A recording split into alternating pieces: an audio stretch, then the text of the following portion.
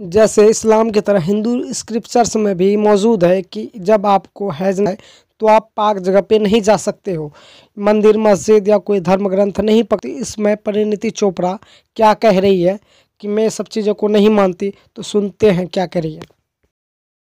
لوگوں کو یہ بات بتائیں کہ میرے مندر جانے سے یا میرے اچار ٹچ کرنے سے اٹس ریڈیکولس، ایسی باتیں ہو ہی نہیں سکتی۔ پیریڈ، کسنگ، سیکس ہر لڑکی کی زندگی میں ہر مہینے وہ 5 دن آتے ہیں جس میں ان کا پیریڈ آتا ہے، تو اون دوز 5 days کیونکہ it's not a big deal. بہن نے سوال پوچھا ہے سورہ بقرہ کی سورہ نمبر 2 آیت نمبر 223، جس میں بہن نے پوچھا کہ women are your tilth, treat them like your tilth. یہ جو قرآن مجید میں کہا گیا ہے کہ عورتیں آپ کی کھیتی ہے، تو ویسا ان کا صحیح طریقے سے ان سے برتاؤ کرو۔ یہ آیت کے بارے میں آپ دیکھیں گے 222 پڑھیں گے، اس کا پہلے آیت پڑھنا امپورٹنٹ ہے۔ when they ask the concerning menstrual cycles، جب وہ پوچھتے حیض کے بارے میں، تو اللہ تعالیٰ فرماتے کہ حیض کے حالت میں آپ ان کے پاس مت جاؤ۔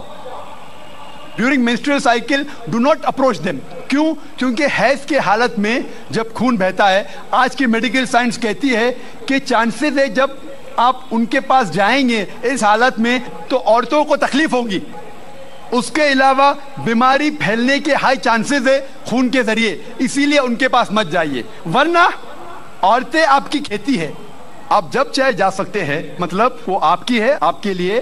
اور قرآن میں آپ پڑھیں گے اس کے پہلے سورہ بقرہ میں سورہ نمبر 2 آیت نمبر 187 میں کہا گیا ہے ہن لباس لکم وانتم لباس لہن، آپ ان کے لباس ہے، وہ آپ کی لباس ہے، مطلب آپ کی بیویاں آپ کے لباس ہے اور آپ اپنی بیویوں کے لباس ہے۔ لباس کا مطلب گارمنٹس، مین مقصد ہے لباس کا کور کرنا، پروٹیکٹ کرنا، چھپانا، بیوٹیفائی کرنا، یہ کام ہے میاں بیوی کا۔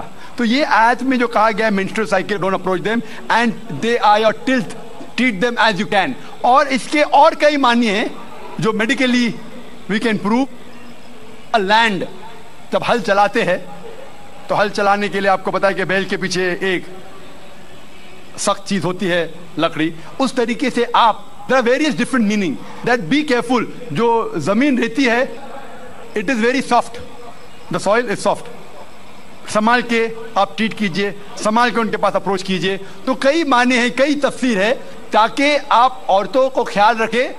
اللہ کے رسول محمد صلی اللہ علیہ وسلم فرماتے ہیں، صحیح مسلم کی حدیث ہے، جلد نمبر 2 کتاب الصلاح چیپٹر نمبر 314 حدیث نمبر 1932 1933 اور 1934، یہ تین رسول محمد صلی اللہ علیہ وسلم فرماتے ہیں کہ عیدین صلاح کے لیے کہا ہے عورتوں سے، عیدین صلاح کے لیے عورتوں سے کہا ہے کہ آپ جو غیر شادی شدہ عورتیں ہیں ان کو بھی لے کے جاؤ، اور وہ عورتیں جو حیض میں ہیں ان کو بھی صلاح کے لیے لے کے جاؤ، اور جو حیض میں ہیں وہ صلاح نہ پڑے لیکن عیدگاہ کے وہاں جائے۔ دوسری حدیث میں لکھا ہے کہ سارے عورتیں عیدگاہ کے لیے جانا چاہیے، حیض والی عورتیں بھی، لیکن وہاں وہ نماز نہ پڑھے لیکن کم از کم دعا کرے۔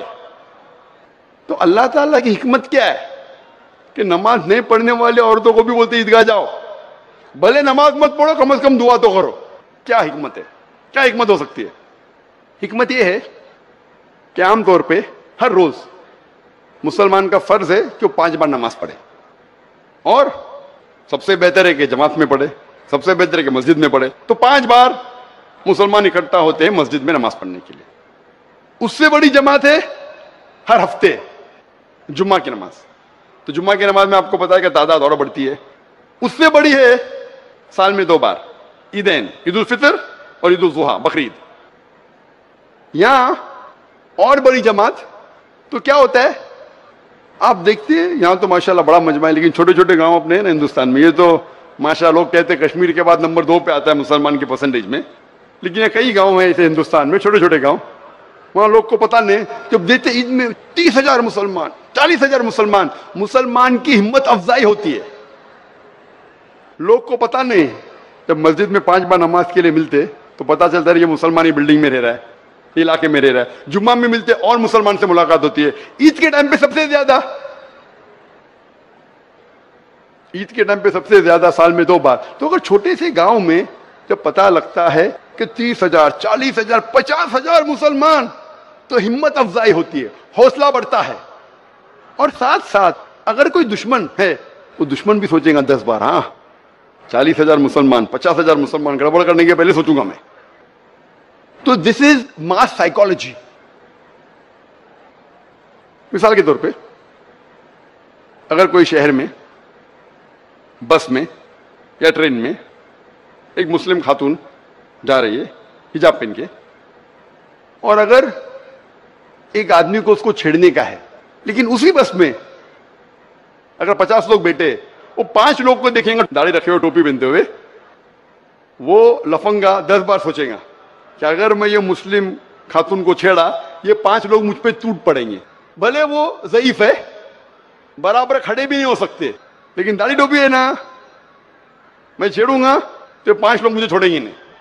یہ ماس سائیکالوجی ہے. السلام علیکم, I am Sushmita Sen Gupta, home maker.